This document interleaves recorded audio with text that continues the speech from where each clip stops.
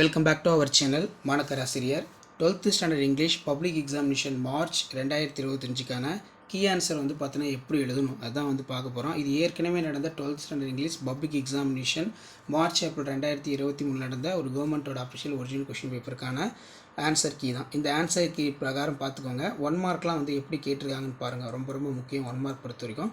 Previous year question paper கொஞ்சம் நல்லா தரவாக பார்த்துட்டு போங்க.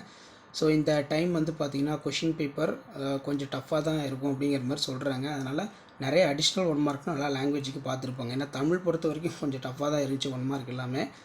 ஸோ அதனால் ப்ரீவியஸ் இயர் எக்ஸாமோட கீயை டவுன்லோட் பண்ணிக்கோங்க. 12th standard English public examination 2020 இப்போ ஸ்டில் 2024 வரைக்கும் நடந்த கீ ஆன்சர்லாம் வந்து நல்லா பார்த்துட்டு போங்க.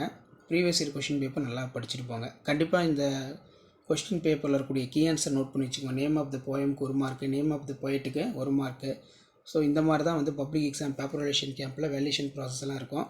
ஸோ அந்த கீ ஆன்சர் நல்லா பார்த்துட்டு போங்க. வீடியோ இன்ஃபர்மேட்டிவ் தான் ஃப்ரெண்டுக்கு ஷேர் பண்ணுங்கள். மாணக்கராசிரியர் யூடியூப் சேனல் சப்ஸ்கிரைப் பண்ணுங்கள். கீழே இருக்கக்கூடிய பெல் ஐக்கானை ப்ரெஸ் பண்ணி ஆன் வைங்க.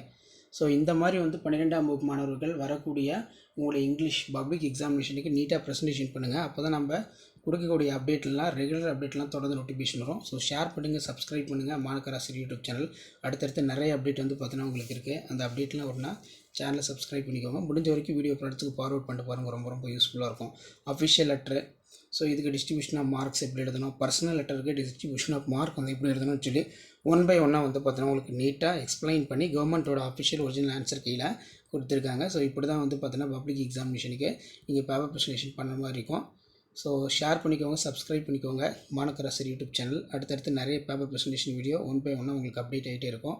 ஸோ அந்த அப்டேட்லாம் வரும்னா கண்டிப்பாக வீடியோ ஃப்ரெண்ட்ஸுக்கு ஃபார்வர்ட் பண்ணிடுங்க.